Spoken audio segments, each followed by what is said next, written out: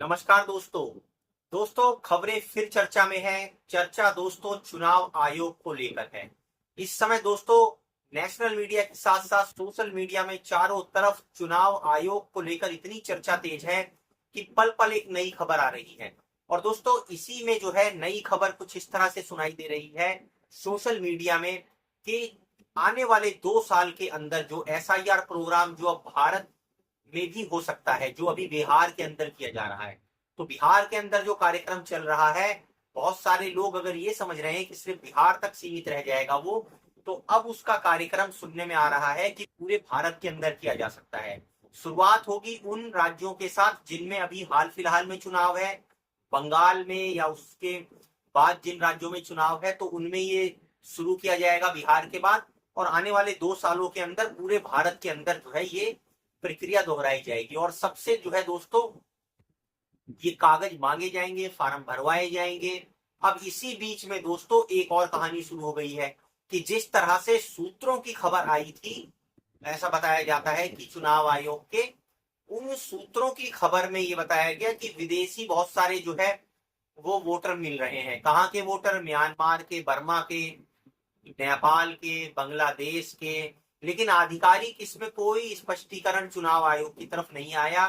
तो इसी सूत्रों वाले कार्यक्रम को लेकर तेजस्वी ने एक विवादास्पद बयान दे दिया है कि ये सूत्र जो है वो मूत्र को से संबोधित उनको कर दिया है कि ये तो वेस्ट है, इनका तो कोई मतलब ही नहीं है, क्योंकि इसमें जब तक कोई आधिकारिक चीज ना बोली जाए जिससे विवाद पैदा हो गया है। अब दोस्तों ये तो एक दूसरा ही मसला हो गया। अब तीसरा जो है, अजीत अंजुम पर एफआईआर हो गई है दोस्तों। जो ऐसा माना जाता है कि पत्रकारिता का चौथा स्तंभ जो है, लोकतंत्र का चौथा स्तंभ पत्रकारिता है।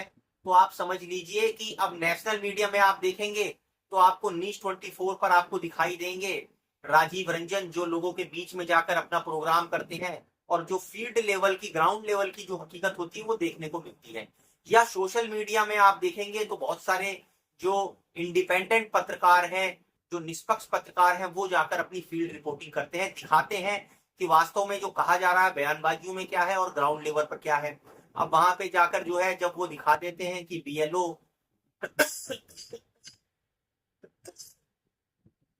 बीएलओ जो है वहां पर जाकर दिखा देते हैं कि किस तरह से जो है वो फार्म इकट्ठे कर रहे हैं, किस तरह से वहां पर कुछ खबरें आती हैं कि जो है वो पैसे मांगे जा रहे हैं। तो दोस्तों इसी तरह की खबरों के बीच एक और खबर निकल कर आती है कि अजीत जो अंजुम है उनके ऊपर एफआईआर हो गई है। अब दोस्तों ये तो सीधा सीधा इस तरह की बात हो गई कि हमला हो गया जो लोकतंत्र का चौथा स्तंभ है उसके ऊपर कि भैया जब भी कोई निष्पक्ष पत्रकारिता करने के लिए ग्राउंड फील्ड में जाएगा तो उसको उठाकर उसके ऊपर एफआईआर कर दो, उसको कानूनी पचड़ों में फंसा दो, वो कोर्ट के चक्कर लगाता रहे, वो जमानत करता फिरता रहे। तो कहने का मतलब यह है साम दाम दंड भेद करके जो है दबा दो कि जो असली खबरें हैं, जो ग्राउंड लेवल पर लोगों की परेशानियां हैं, वो सामने ना आ पाए। तो इस तरह की दोस्तों चुनाव आयोग की आप देख लीजिए कि पिछले कुछ दिन के अंदर विश्वसनीयता जो है वो जनता के बीच कितनी बढ़ी है, घटी है, आप इसका अंदाजा खुद लगा लीजिए। और जब ये पूरे देश के अंदर इसी एसआईआर कार्यक्रम को लगा कराएंगे तो फिर तब जनता का क्या हाल होगा। आप खुद को इमेजिन करके देखिए कि आपका और हमारा क्या हाल होगा जब आप हमसे और आपसे जो है वो नागरिकता प्रमाण पत्र मांगा जाएगा, जन्म प्रमाण पत्र मांगा जाएगा, डोमिसाइल मांगा जाएगा, और ऐसे कागज मांगे जाएंगे जो शायद अभी लोगों के पास है भी नहीं।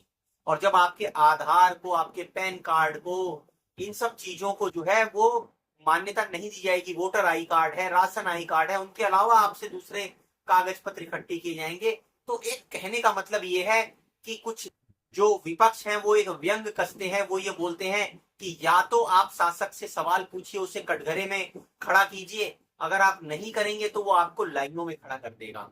तो कुछ हकीकत इसी प्रकार से होती हुई दिखाई दे रही है। दोस्तों आप हमारी वीडियो पर लाइक कमेंट जरूर कीजिए और इस हमारे चैनल को सब्सक्राइब कीजिए ताकि इस तरह की और खबरों को लेकर हम आपके साथ जुड़ सके।